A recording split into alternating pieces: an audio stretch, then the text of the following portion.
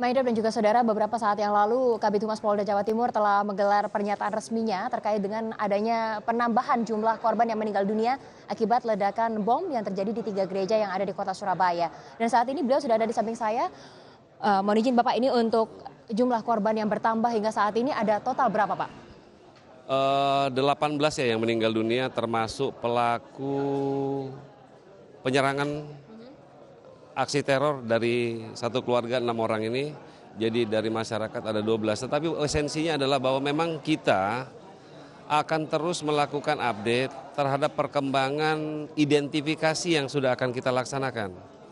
Karena identifikasi, kami mohon maaf, kami harus menyampaikan semua, masyarakat juga sudah tahu bahwa aksi ini berimbas kepada korban-korban yang mengalami serpihan, sehingga harus kita lakukan lagi penambahan radius di dalam rangka kita mengumpulkan itu semua. Nah, kemarin kita menyampaikan ada 14 yang meninggal dunia, hari ini ada 18. Ini karena memang ada serpihan-serpihan yang memang kita kumpulkan dan kemudian kita identifikasi. Dan yang paling penting lagi bahwa selain identifikasi bekerja, laboratorium forensik kita bekerja, hari ini kita melakukan juga penindakan juga yang dilakukan untuk menggagalkan beberapa aksi yang dilakukan oleh mereka. Itu ada 13 pelaku, 4 yang kita tangkap meninggal dunia, kita lumpuhkan, dan 9 yang kita tangkap hidup untuk kita lakukan menunjukkan bahwa kepolisian semua bekerja secara simultan. Dan kepolisian tidak akan pernah takut, tidak akan pernah goyah dengan apa yang terjadi saat ini. Dan kita akan tetap melakukan yang namanya tugas-tugas polisionil, pelayanan kepada masyarakat. Dan percayalah bahwa kepolisian negara Republik Indonesia masih tetap untuk kita semua dan masih menjadi institusi yang kita harapkan untuk membasmi daripada terorisme ini.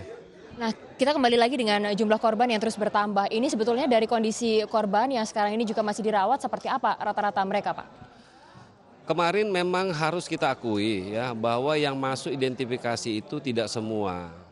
Karena di beberapa tempat itu satu, bahwa ledakan itu berimbas kepada kepanikan. Sehingga yang terjadi adalah masyarakat kita menunggu dulu untuk kita bersama-sama dengan masyarakat melihat keluarganya. Dan identifikasi masih berlangsung, sehingga ketika ada penambahan 4 itu adalah jumlah ketika identifikasi itu sudah kita laksanakan di beberapa gereja. Lalu juga ini terkait dengan adanya penggagalan aksi teror yang dilakukan di sejumlah titik yang ada di kota Surabaya maupun di Sidoarjo. Ini total ada berapa yang kemudian aksi yang digagalkan dan berapa pelaku terduga teroris yang melakukan aksinya? Ada beberapa hal yang perlu kami sampaikan kepada publik bahwa informasi terhadap situasi ini ada yang bisa kami tutupi dan ada yang kami langsung open atau transparansi kami tetap pada koridornya. Dan untuk aksi-aksi yang sudah kita lakukan penangkapan sejumlah 13 ini, 4 yang berhasil kita lumpuhkan, kami tidak ingin menyampaikan ke publik sasaran mana saja. Karena ada sesuatu yang menjadi pertimbangan pimpinan dan undang-undang juga melindungi, Undang-Undang Nomor 14 2006 tentang keterbukaan informasi publik, bahwa ini akan menyebabkan informasi yang akan kami sampaikan nantinya mempengaruhi keamanan dan mempengaruhi penyelidikan dalam rangka kita melawan teror ini. Kalau kita lihat juga dari situasinya, penangkapan terduga teroris juga masih terus dilakukan. Lalu bagaimana jika kita melihat situasi yang ada di Surabaya, Sidoarjo dan juga sekitarnya di Jawa Timur ini? Situasi memang ya kita harus akui bahwa ada sesuatu yang terpengaruh dalam publik ya. Hari ini pemerintah Kota Madya Surabaya telah mengeluarkan suatu instruksi untuk meliburkan anak-anak. Ya kami tidak melarang itu, tidak juga, tetapi kami harus mengakui bahwa situasi ini berpengaruh. Tetapi ada satu hal yang ingin kami sampaikan kepada masyarakat, jangan terpengaruh oleh karena ketakutan, tapi terpengaruhlah oleh karena empati dan kesedihan kita terhadap hal yang tersebut. Dan kita tidak pernah merasa takut terhadap ancaman, teror, ataupun hal yang dibuat oleh mereka yang menimbulkan ketakutan. Karena Polri walaupun meninggal dunia, kita akan tetap bersama-sama dengan masyarakat dalam rangka kita membangun kepercayaan masyarakat, kepercayaan bangsa Indonesia untuk melawan teror ini. Situasi akan tetap kita kendalikan. Kami percaya bahwa Pimpinan Polri hadir di sini, pimpinan Polri untuk memberikan semangat kepada anggota, semua kekuatan hadir di sini dalam rangka kita membasmi, melawan mereka ini, dan kita buktikan bahwa ada 13 yang kita lakukan penangkapan, 4 sudah kita tembak mati dalam rangka kita menciptakan bagaimana situasi ini tidak berkembang dan memberikan kepercayaan atau trust lagi kepada kepolisian negara Republik Indonesia. Ini tidak menutup kemungkinan juga informasi juga banyak berkembang pasca adanya ledakan susulan yang terjadi pada pagi tadi. Informasi ada ledakan di beberapa titik yang juga nyatanya juga hoax. Mungkin ada himbauan untuk masyarakat. Ya, kami hanya mengimbau ya, setiap informasi yang keluar daripada Kabid Humas Polda Jawa Timur, Barung Mangera SIK, Komisaris Besar Polisi, Kabid Humas Polda Jawa Timur, kami nyatakan itu adalah hoax. Kami nyatakan itu.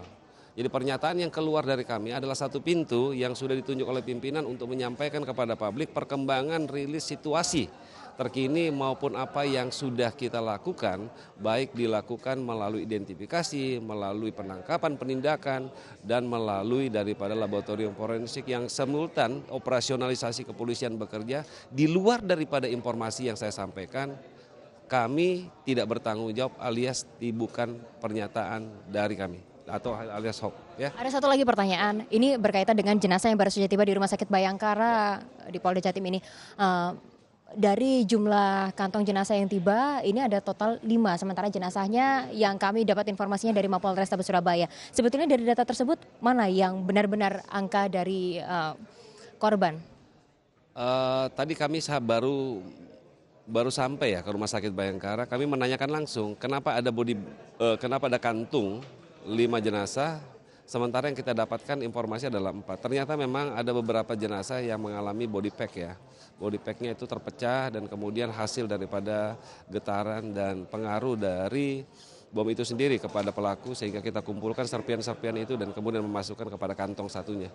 Sehingga memang terlihat ada 5 kantung yang sebenarnya adalah mereka 4 pelaku teror, 4 orang ini, 4 korban ini di 5 kantung jenazah. Gitu ya. Terima kasih untuk waktunya. Jadi total ada 4 jenazah yang sudah dibawa ke Rumah Sakit Bayangkara Polda Jawa Timur. Dan sebelumnya juga kami informasikan kepada Anda, saudara, apa yang juga disampaikan oleh Kabid Humas Polda Jawa Timur di ruang media center ini kepada sejumlah awak media terkait dengan jumlah korban yang terus bertambah. Ini kami memiliki datanya, diantaranya adalah jumlah korban yang meninggal dunia yang berada di 3 tempat.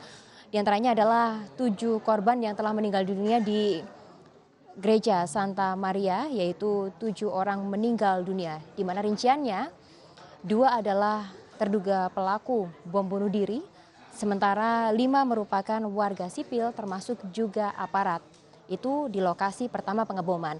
Masih ada 2 lokasi lainnya, yaitu di tempat kejadian perkara di Diponegoro, di mana ada 3 orang meninggal dunia, yaitu ibu dan juga kedua anaknya yang merupakan pelaku bom bunuh diri.